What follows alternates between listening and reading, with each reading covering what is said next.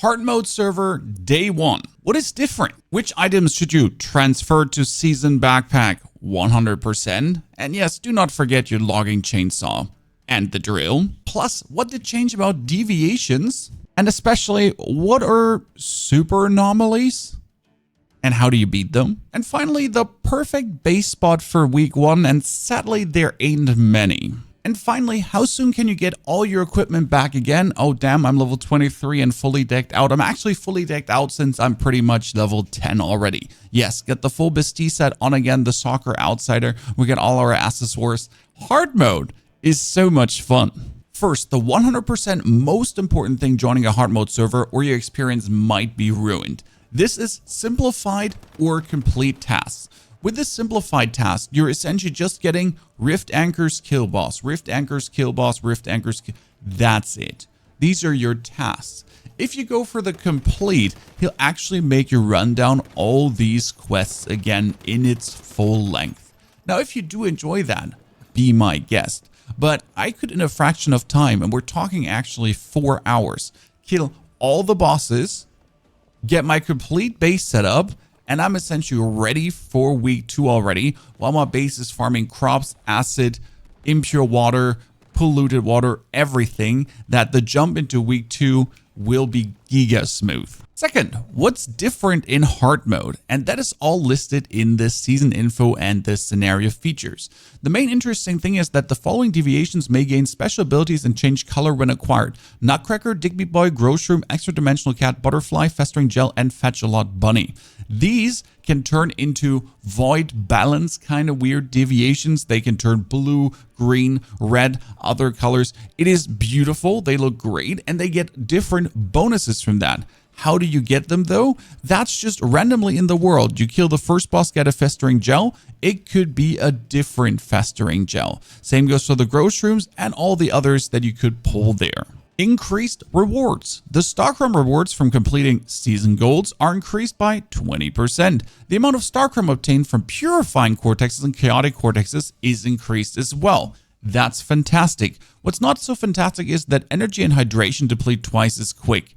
Now, considering that it technically doesn't matter if you're hungry and thirsty, it's a-okay. That being said, I just took with me my goddamn malt ale, and already in my 4-hour base, I am essentially having my Grow Shroom, my Busy Bee that I imported into this grow me wet, and I'll be just making even more ale as soon as week 2 hits, easily taking care of my needs. The same actually goes for canned goods. You can take your lethal rabbit with you, which is going to farm you rawhide as you sleep. And then on the stove, we'll be making ourselves canned food.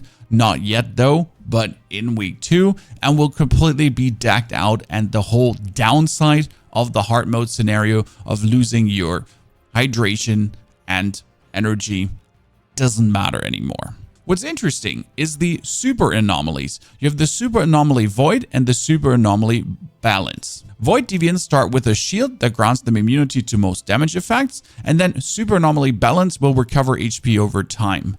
Now, how do you do damage to them? Void is unstable bomber and power surge, and balance is burn and frost vortex.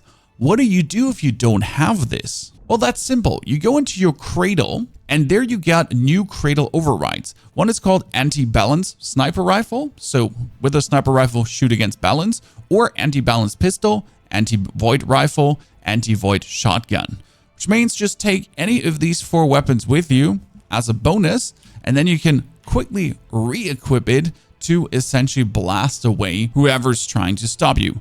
There's also new overrides actually coming. Jump and glide speed plus 15% and damage reduction while jumping and gliding, or hitting weak spots or reloading grants a shield equal to 30% of max HP while the shield is active. Weapon damage reduction plus 15%. This is pretty good. That's actually pretty good. Hitting weak, that's the ultimate sniper one. Wow, I need this. I play a Fortress Warfare build where I have to crouch down and then aim down sights, and then we're waiting 1, 2, 3 seconds, and we're getting hyper armor inside this, and we're getting damage reduction inside this, and sometimes I do get hit, so it's a bit on holy moly, and I'm getting a HP shield. I love it. The map is the same. This hasn't changed. This is simply the hard mode. And also the weeks are pretty much the same as your season goals are, only that they're essentially rewarding you everything again that you've been having before, racking up the star crom. And there is a difference in the wish machine. The Echoes of the Rift is still the same, but the depth charge is now giving you the jaws if you don't have it in the Gulp lore, with the Pyromaniac coming as the third one. The Ignis is still the same and the Firemaster too, but at least these two are slightly different. And hey, you could gamble the whole Echoes of the Rift again with a legendary weapon blueprint, even more fragments and epic stuff to finally upgrade your blueprints, because I just joined here again and I already have my Black Panther as a 3-star out of 5, and I do almost have enough to actually make it a goddamn 4-star rifle that'll do more damage than ever. Same goes for my Soccer Outsider actually, which is already 2 stars, and I'm getting very close to making it 3 stars. And yes, in order to upgrade your blueprints, every single mystical crate is back again. Every single goddamn mystical crate can be looted. You can get fragments from this to then upgrade your armor, to upgrade your legendary armor as well, to upgrade your legendary weapons, whatever you're looking for. Just take a little bit of time to write down every location, simply get the crates and knock it out. What you need to consider though is that mobs hit harder now, and they're actually chasing you. If you make some noises, everyone will come down at you. I just recently shot a bullet in front of this building, and suddenly everyone in the vicinity was actually pushing me. So you gotta be aware that now a suppressor might finally be more worth it than ever. I got attacked by a void deviation in front, and like the mobs are just not simply catatonic anymore. Things are more aggressive and do more damage. I killed one mob outside of this building, and everyone inside the building started pushing outwards. And that is fantastic. This is as it should be. Now coming to your week 1 base spot. And yes, we already have most of our base built with the electricity, grocery room fully functioning, and we're pumping up polluted water. Yes, get our 10 deviations running to go crazy, and I'll go down which ones we actually do one from here. And the location we are at is straight up as you join the server with level 1. Build yourself a garage, then ride from Deathsville all the way up to Greywater Camp, because you can do this, and right next to the refinery pollution point, either on this corner or around the left side. This is all polluted, and you can build your base here. You can actually see there is a man who built his base over there, and he is having the pollution going on too, and already putting out polluted water. And this is really intriguing for phase 2, because phase 2, I can turn my impure acid that I'm already farming here. Yes, we got one water purifier who's consistently making impure acid, and I'm going to fill all these 3 tanks here, even 4 or 5 tanks with polluted water, that I am fully ready for the Blackfell area as soon as that unlocks in week 2, and I can start making acid already. Day 1, week 2, acid production full on running, and I never will have to farm a single second. Oh, and in order to defend your territory, don't build a tower. Just get a nutcracker you have with you. The same actually goes for having Rebecca. Summon Mitsuku to the territory to play piano and improve the Deviants' energy recovery efficiency. Bam! You can have Rebecca from the very beginning. I took 2 Digby boys with me, the Lethal Rabbit, and most importantly also H37. Because H37 actually goes out there in the world to loot some things and just give me cool, good stuff. Then we get the grocery room and the Busy Bee, who are essentially now already able to grow wet for me. And that wet will be turned into ale in week 2. We get everything perfectly set up already for success. And I can leave this base now for the next 3 days, not do anything, and when I return, I'll be having thousands and thousands of iron, sulfur, and everything. Now, one thing that's missing though for me is Cortexes, because I got all the way up our territory purification, but hey, currently I'm only sitting at 15 Cortexes. I need another 25 for my first purification. Now, I could check my seasonal backpack if there is anything to transfer over Cortex-wise, but nah, I used them all up. That's kind of unfortunate. No worries though, we identified the perfect Cortex farming spot for you in week 1. We go into the map genie, have everything open, keep the bosses and the elites, and this is the beginning areas that we can actually farm at. You could go to the Rosetta heavy area, but this never felt good Cortex wise. This is also Rosetta mechanics, bruisers, and everything again. But what we want is elites and bosses, a high density of elites and bosses. And what I like is this area here, because it does have the Scorcher, the Glutton, the Starwalker, and the Rainfall Reaper. And there's a teleporter right next to it, so you can just rinse and repeat. You can start Greywater Camp right here and kill these 4. Or alternatively, next to the Greywater Camp, there would be at the bottom another quad. That's Glutton, Molten Candle, Starwalker, and Gravestone. That's another 4 right here. And that would be the Eastern Railway Junction next to the Sutherland Chemical and the Gaia Cliff. That is the Deathsville region. You get a teleporter where you can drive from here right into the base and kill them all.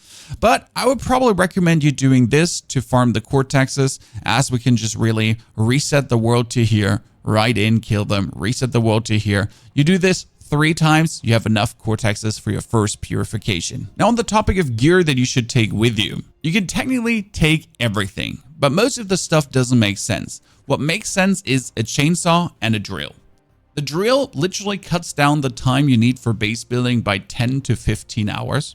It sounds stupid, but I don't spend any time in the wild. I go and I have all the resources to build a complete functioning base. I mean, this was literally like I get everything for this in 10 minutes and we get it fully set up already. We get it pumping. It's working. Everything is going crazy. From a deviation standpoint, take the ones that are stupid hard to farm. I mean, obviously some Digby boys in the beginning. Luckily, you still get your 1 from actually interacting with a tin, so that's easy. But you really don't want to struggle for a busy bee or even waste your time fishing if you just want to have an electric eel. The same actually goes for Mr. Wish, who's not available anymore on PvE servers, but I can still, for some reason, actually get him, which is kind of scam.